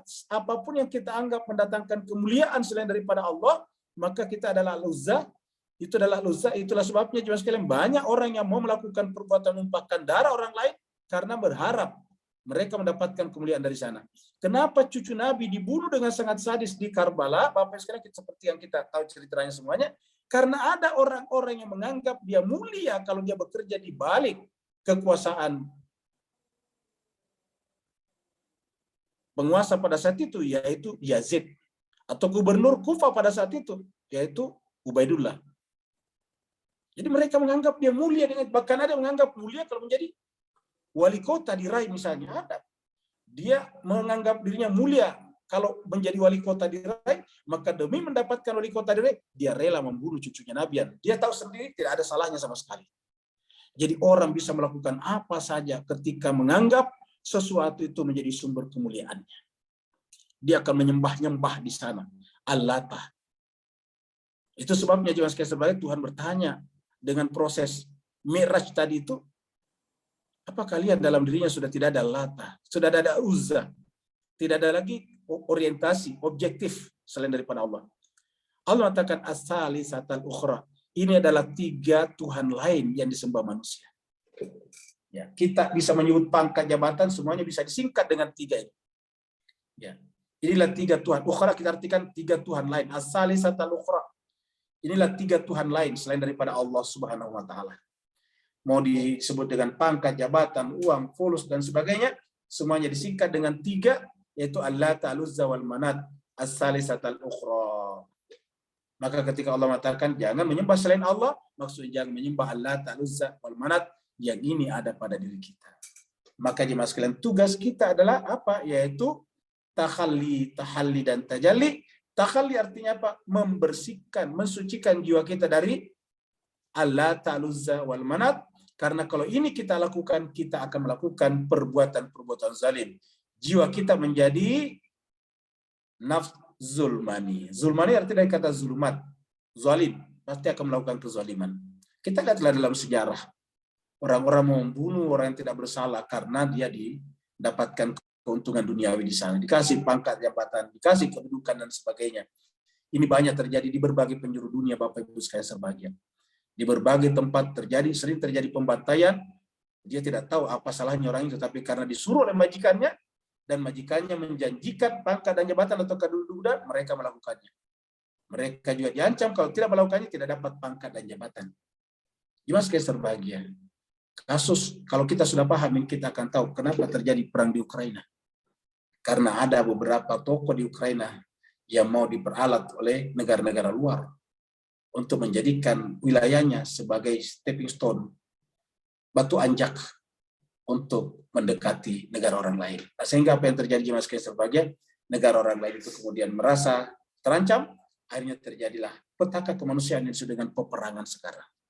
Jadi semuanya terjadi dari sana, Pak Ibu sekalian. Maka Allah di dalam rangkaian ayat-ayat yang berbicara tentang Mi'raj ini, tiba-tiba pertanyaan terakhirnya ini, afara'aitumul Lata wal Uzzah wal Manata salisatal ukhra. Jadi sampai di sini pembicaraan tentang Mi'raj. Ya, nanti berikutnya temanya agak bergeser, tetapi masih kelanjutan dari ini sebetulnya. Mudah-mudahan kita diperpanjang umurnya, dan insya Allah kita akan berjumpa lagi nantinya pada hari Rabu lusa. Terima kasih banyak atas kebersamaan Bapak Ibu sekalian, dan mohon maaf atas segala kekurangan. Kalau Al-Fakir salah, Al-Fakir adalah juga masih hamba yang sangat-sangat jauh daripada kesucian, sehingga kemudian saya menyampaikan ini adalah semata-mata karena itu adalah dari Al-Quran, bukan dari diri saya sendiri, karena saya sendiri masih jauh dari situ, Bapak Ibu sekalian. Kita di sini sama-sama belajar, bedanya satu yang berceramah, satu yang mendengarkan. Terima kasih banyak. Yang mau bertanya dipersilakan.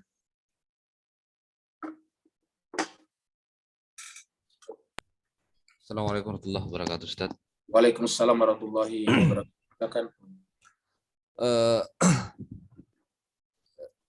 Mungkin ingin sedikit mendalami aja, Ustaz, yang ini kan peristiwa Mi'raj yang kita bahas malam ini. Saya kembali ke surah Al-Isra itu, Ustaz, ayat 1 ya. Surah Al-Isra. Subhanallazi asra bi'abd. Nah, ini dia kata abd di situ kan ada, Ustaz ya. Ya abd. Ya, subhanallazi asra bi'abd. Ini ayat ini mempertegas penjelasan Ustaz tadi itu. Bahwa ini yang saya pahami, Ustaz ya. Mohon pendalamannya, Ustaz. Kata-kata dengan memulai kata subhana maha suci Allah ini kan semua meniadakan gitu. Meniadakan sesuatu, tidak ada unsur lain yang terlibat di dalam peristiwa ini kecuali Allah gitu loh. Bi'abd, abad ini kan seperti kata Ustaz tadi itu kan posisi abad itu kan posisi diam, pasif, sama sekali tidak. Yang lebih proaktif di sini adalah Allah Subhanahu wa taala, dan tidak ada campur tangan makhluk-makhluk lain, karena kata-kata subhanallazi asra bi'abd tadi. Subhana dimulai dengan kata subhan. Mohon pendalamannya, Ustaz. Assalamualaikum warahmatullahi wabarakatuh. Baik, terima kasih banyak Ustaz. Ini menarik. Jadi jemaah sekalian berbahagia, makanya dari kalimat-kalimat ini, dan saya kira semua ulama tafsir juga berpendapat seperti ini, kita gunakan tadi menjelaskan surat An-Najm. Kan tadi di surat An-Najm masih sebagian ahli tafsir mengatakan bahwa di sana ada Jibril. Ya, padahal kalau kita lihat itu kan menggunakan kata fa'auha bi abdihi. Ya, fa'auha bi abdi. Kalau menggunakan kata abad, tidak ada pihak lain seperti dikatakan Ustaz Wahidin tadi. Makanya dimulai dengan subhana, menegasi yang lain. Ya, menegasi yang lain dalam hal hubungan antara Allah dengan abad. Allah tidak butuh apapun juga. Kenapa? Karena ketika seseorang hamba mencapai derajat abad, berarti tidak ada lagi jarak. Tadi dikatakan au adna, tidak ada lagi jarak antara khalik dan makhluk. Tidak ada lagi jarak antara Allah dan hambanya, Tuhan dan hambanya, tidak ada jarak. Kenapa? Karena kata abad ini tercapai apabila yang bersangkutan itu sudah menegasi seluruh eksistensi dirinya, lahir batinnya, sehingga yang ada hanya Allah saja. Pada saat itu baru mendapatkan gelar abad. Sehingga gelar abad itu adalah ketika yang bersangkutan itu fana di dalam kebaqaan Allah Subhanahu wa taala. Jadi ketika kata subhanahu tidak ada yang lain sebetulnya. Ya, tidak ada yang lain. Bahkan Nabi Muhammad pun sudah hilang di sana. Yang ada hanya Allah. Nah, ketika yang ada hanya Allah, maka kita lihat Tuhan tidak lagi menyebut nama orangnya, nama Muhammad, nama Ahmad, bahkan gelar-gelarnya seperti rasulnya, nabinya, tapi yang disebutkan adalah hanya ini yang bisa kita ketahui saja kalau semuanya dihilangkan, yaitu abd, hamba. Dan ini juga kata-kata pertama yang diucapkan Nabi Isa alaihissalam pada saat dia pertama kali berbicara. Masih orok, masih bayi sekali, masih bayi sekali, maksudnya bayi baru keluar dari rahim ibunya. Kemudian tiba-tiba ditanya ibunya oleh orang-orang di sekitarnya, diminta pertanggungjawabannya. Lalu kemudian ibunya Maryam memberikan isyarat kepada bayinya, dan bayinya berkata, ini Abdullah. Tiba-tiba kata-kata ini Abdullah. Jadi jemaah sekalian menggunakan kata-kata Abdullah. Dia tidak mengatakan ini Isa bin Maryam. Dia tidak mengatakan ini Rasulullah. Dia tidak mengatakan ini Nabiullah. Dia tidak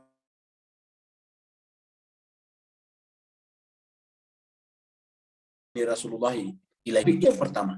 Kata-kata Nabi nanti di belakang untuk disebutkan di situ, Nabiyan dan sebagainya. Nah, jadi jemaah sekalian berbahagia, jadi ketika tidak ada lagi yang lain, yang ada hanya Allah, maka terjadilah abad. Dari ayat ini kita bisa pahami tadi, fa'auha bi abdihi. Kenapa? Karena tidak ada yang lain. Yang sama dengan asra.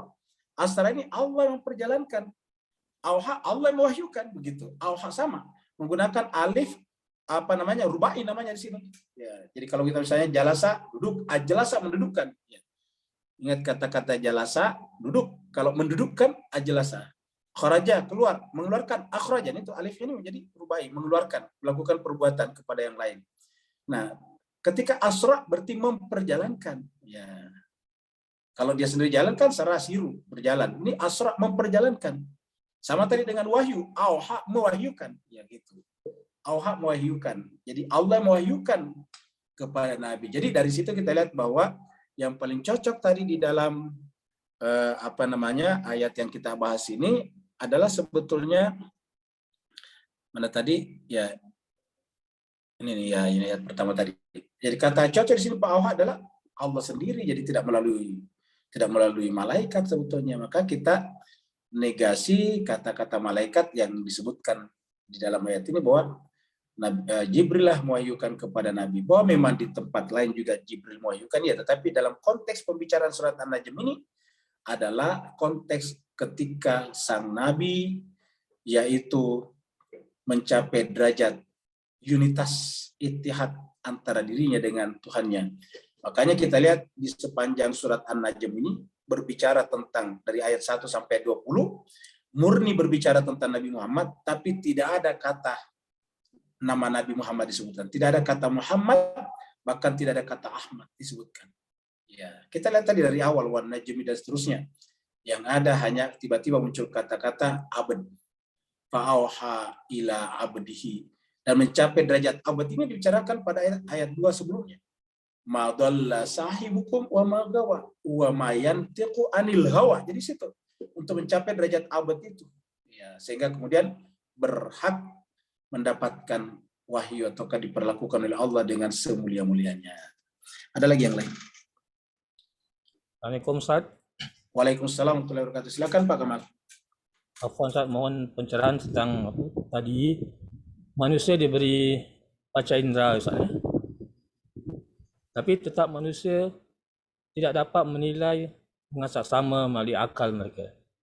Sentiasa ada perbezaan pendapat. Bagaimana Ustaz dengan pendapat dengan perbezaan pendapat itu adalah satu rahmat. Afwan Ustaz. Baik, terima kasih banyak Pak Kamal. Jadi jemaah sekalian berbahagia, jadi kita lihat di sini bahwa manusia diberikan tiga fakulti, tiga tools. Ya, yang pertama adalah panca indera, sense, panca indera, mata, kuping dan sebagainya. Kemudian akal. Nah, lalu bagaimana dengan ini? Sering terjadi perbedaan pendapat. Terjadinya perbedaan pendapat tidak lantas menegasikan fungsi akal. Terjadinya perbedaan pendapat tidak lantas menegasi akal sebagai penuntun kepada kebenaran, benar salah. Ya. Perbedaan pendapat terjadi karena apa? Pendapat terjadi karena satu adalah hukum-hukum akal yang tidak diterapkan dengan benar. Selama hukum-hukum akal diterapkan dengan benar, maka itu pasti akan selalu sama. Selalu sama. Jadi kalau terjadi perbedaan pendapat itu pasti bukan yang sifatnya fundamental, yang bersifat rasional. perbedaan pendapat itu paling yang berkaitan dengan masalah-masalah yang sifatnya empirik namanya. Empirik itu contohnya kita mau beli mobil, gitu. Pak Kamal mau beli kereta misalnya. Pak Kamal mau beli kereta warna biru, istrinya misalnya mau warna lain. Nah, itu bisa terjadi berbeda pendapat. Itu bukan kategori akal sebetulnya, karena itu kan beda warna. Nah, itu perbedaan pendapat di situ.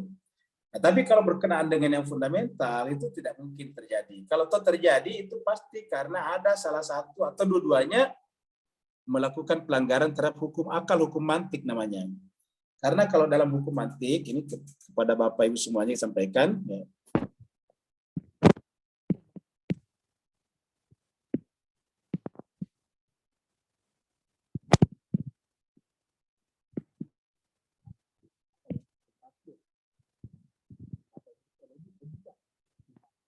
Suaranya kecil, Pak Ustadz.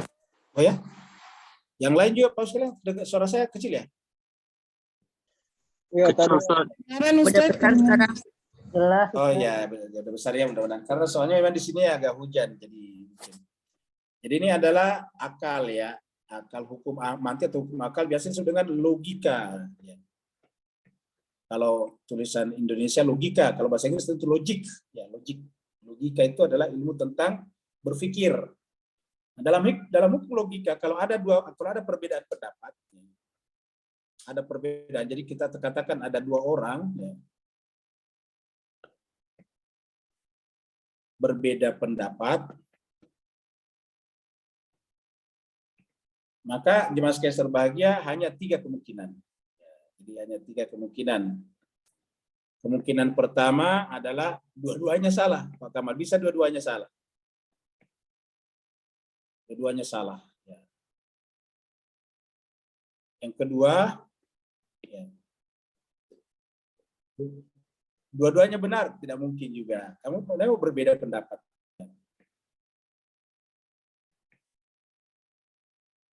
Dua-duanya benar. Enggak. Ya, maksudnya, ini keliru ya salahnya. Jadi kalau terjadi perbedaan pendapat, yang mungkin terjadi adalah dua-duanya salah. Tidak mungkin dua-duanya benar. Yang kedua adalah salah satunya benar.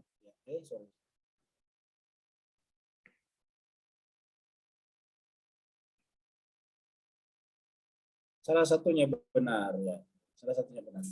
Jadi kita ulangi lagi, kalau ada dua orang berbeda pendapat, hanya 2 kemungkinan. Dua-duanya salahkah? Ataukah salah satunya benar? Ya, jadi salah satunya benar. Bisakah dua-duanya salah? Bisa, sama-sama salah. Terjadi perdebatan 3 tambah 3, yang satu mengatakan 8, yang satu mengatakan 10, berarti dua-duanya salah. Ya, dua-duanya salah. Ya. Atau yang kedua adalah salah satunya saja benar. Salah satunya benar. Karena salah satunya benar, tentu kita bisa cari ya mana benar salah satunya itu.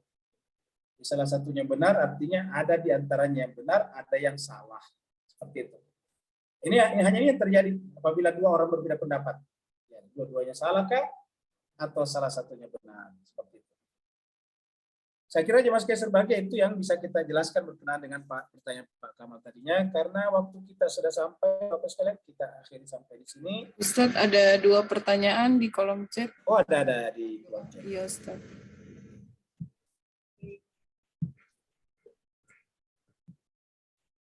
Silakan, Ustadz. Dari Mbak Sani ya.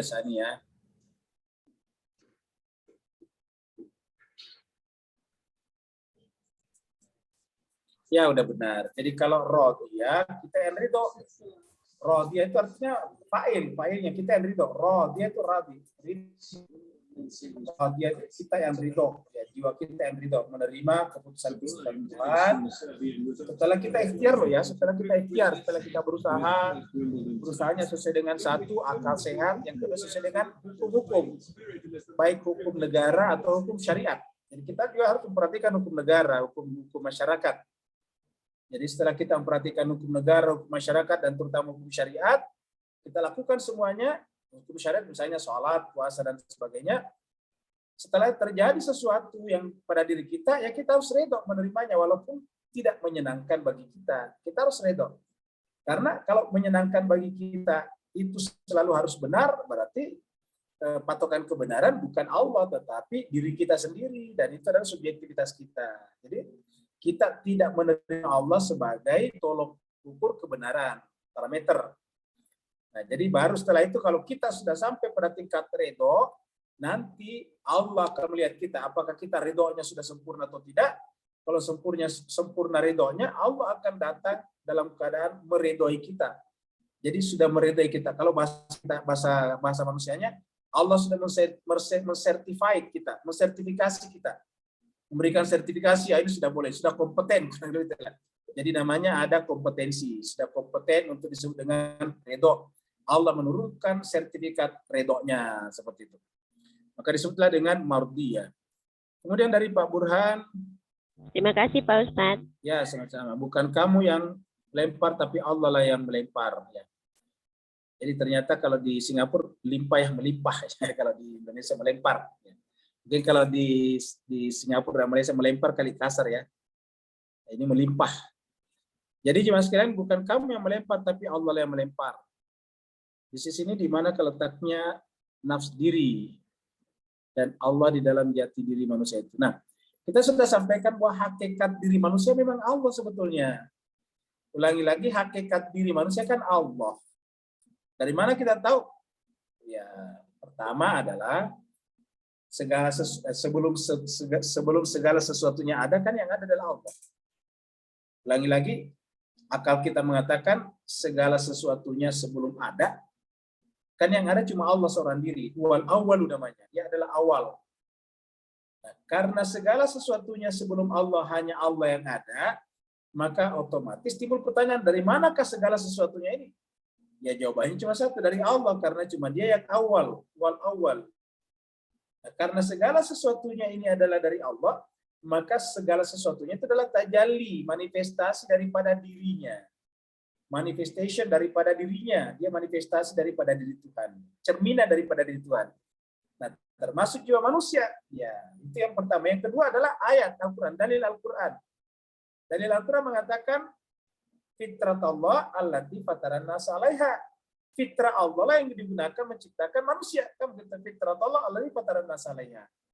Yang ketiga, dalil hadis, dalil sunnah Nabi. Apa hadis mengatakan? Man arafa nafsahu faqad arafa rabbahu.